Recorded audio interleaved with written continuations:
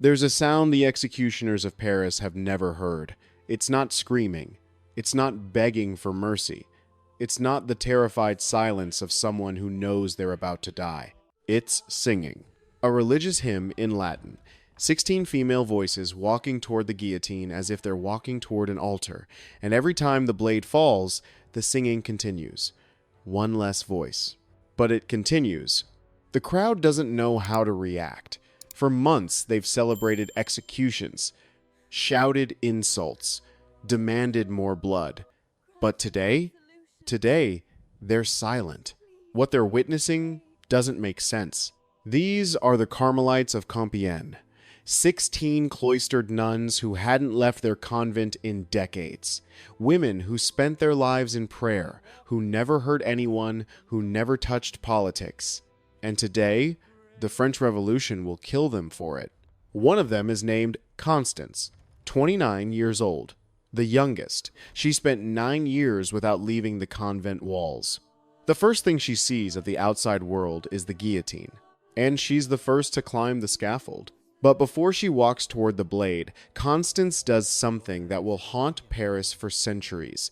She kneels before an older woman at the end of the line, the prioress, and asks a question that makes the executioner's hands freeze. "Permission to die, mother?" The prioress looks at this young woman she's guided for 9 years. The girl who entered the convent as a teenager, who gave up everything for a life of prayer, who's now asking permission to give up her life itself. Mother Teresa of St. Augustine caresses Constance's face. Her voice is steady. "Go, my child." Constance kisses a small terracotta statue of the Virgin hidden in the prioress's hand. She stands, pushes the executioner aside with surprising strength, and walks toward the guillotine, still singing. The blade falls. 15 voices remain. Sister St. Louis steps forward, kneels. "Permission to die, mother?" 14 voices. Sister Euphrasia, "Permission to die, mother?" 13 voices. One by one, the same ritual, the same question, the same blessing. Each nun climbing alone, each nun refusing help from the executioner, each nun singing until the blade silences her voice. This is not legend. This happened on July 17th, 1794, at the bloodiest peak of the French Revolution. And 10 days later, Maximilien Robespierre, the most powerful man in France, the one who signed their death warrant, climbed those same steps. The man who built the guillotine's empire died beneath its blade, screaming. But what no one tells you is what happened before that scaffold.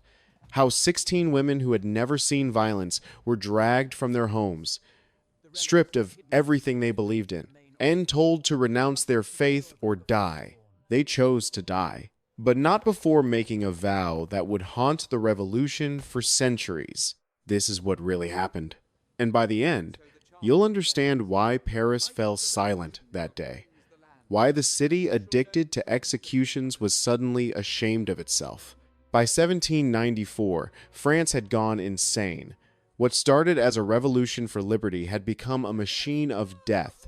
The promises of freedom and equality had drowned in blood. A man named Maximilien Robespierre controlled the Committee of Public Safety, and he saw enemies everywhere: aristocrats hiding in attics, priests celebrating secret masses, anyone who didn't applaud loud enough at public executions. The solution was simple: kill them all. In less than a year, the Revolutionary Tribunal sent over 17,000 people to the guillotine. In Paris, executions happened daily, sometimes 30 people in a single afternoon. The executioners developed a rhythm: load, position, drop. Next, they could kill a person every 2 minutes when they worked efficiently. The place du Trône Renversé, where the Carmelites would die, executed 306 people in just 6 weeks. The ground was so saturated with blood that pools collected in the cobblestones. Neighbors filed formal complaints about the smell. The stench of death had become a public nuisance. But Robespierre had a special hatred for one institution, the Catholic Church. He saw it as an ally of the monarchy, a system that kept people stupid and obedient, so he launched a war against faith itself. Churches were closed or turned into temples of reason. Priests were forced to publicly renounce their vows or face the blade. Religious holidays were abolished. Even the calendar was changed to erase any trace of Christian influence. And wearing a religious habit, that was now a crime punishable by death. For the 16 Carmelites living in their quiet convent in Compiègne, 50 miles from Paris, this was a death sentence, waiting to be signed. In September 1792, soldiers came and expelled them from their home. The nuns were forced into the streets, forbidden to wear their habits, forbidden to live together. But Mother Teresa of St. Augustine, their prioress, refused to let the community scatter. She found 4 small apartments in town where they could live in secret, continuing their prayers in whispers. And then she did something extraordinary. She gathered her sisters and made a proposal. Would they be willing to offer their lives as a sacrifice for France? Not to seek death, but to accept it if it came. To offer their suffering so that the bloodshed might end. 2 of the older nuns hesitated. The idea seemed like madness, but Mother Teresa gave them time to pray. Within hours, they returned, asking forgiveness for their fear. The community voted unanimously. From that day forward, every morning at 4 a.m., the 16 Carmelites renewed their offering. They prayed that if their deaths could purchase peace for France, God would accept the sacrifice. They didn't know when death would come. They only knew they were ready. For 2 years they waited, praying, hiding, watching, as the terror consumed everyone around them. Then in June 1794, someone talked. June 21st, 1794. Soldiers broke down the door before dawn. Someone had informed on them. A neighbor, a shopkeeper, someone hungry for the reward the government paid for exposing hidden religious. 2 years of careful secrecy, destroyed by one whisper. The soldiers tore through everything. They found letters, prayer books, religious medals, a small statue of the Virgin, evidence that these women were still living as nuns. The charges? Fanaticism and counter-revolutionary activity. In plain language, their crime was praying. The 16 sisters were taken to a former convent converted into a prison. The irony was cruel. Nuns imprisoned in a building that once protected women just like them. But something strange happened behind those walls. Other prisoners noticed the Carmelites, in a place filled with despair, with people weeping and losing their minds with fear. These 16 women were different. They continued their prayers. They rose at 4 a.m. as they always had. They sang hymns in their cells. They comforted others who were terrified. English Benedictine nuns imprisoned in the same building later wrote about them. They seemed to be preparing for a wedding, not an execution. On July 12th, guards came to transport them to Paris for trial. There was a problem. Their civilian clothes were being washed, so they traveled in their religious habits. The very clothes that were now illegal. The journey took hours in open carts. Some in the crowd threw insults. But the Carmelites didn't hide or cower. They sang hymns the entire way, their voices carrying over the noise of the mob. By the time they reached Paris, they had already become something the revolution didn't know how to handle. The trial was a joke.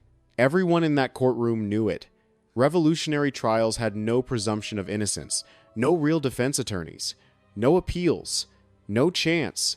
The verdict was decided before anyone spoke a word. The prosecutor, Antoine Fouquier-Tinville, was a man who had sent hundreds to their deaths without losing a night's sleep. He had prosecuted Marie Antoinette. He had sent scientists, poets, and generals to the blade with the same indifference. To him, the 16 women standing before him were just another batch of names to cross off his list. He read the charges in a bored voice, like he was reading a grocery list. But one moment stood out, one exchange that witnesses remembered for years afterward. When Mother Teresa heard the word fanaticism, she interrupted the proceedings. The courtroom fell silent. Defendants didn't interrupt. Defendants stood quietly and accepted their fate. But Mother Teresa's voice was calm, almost curious. Please explain what you mean by that word. Fouquier Tinville looked at her like she was an insect that had dared to speak. I mean your attachment to childish beliefs and foolish religious practices. A murmur rippled through the courtroom. Everyone expected Mother Teresa to apologize, to beg, to explain herself. She smiled. Not a nervous smile. Not a defiant smile. A peaceful smile. Like someone who had just received confirmation of something they already knew. If believing in God is fanaticism, then yes, we are guilty, and we will die guilty, gladly. The tribunal asked each nun the same question. Will you renounce your vows? Deny your faith? Swear allegiance to the Republic? This was their last chance. One word. One simple denial of everything they believed. And they could walk out of that courtroom alive.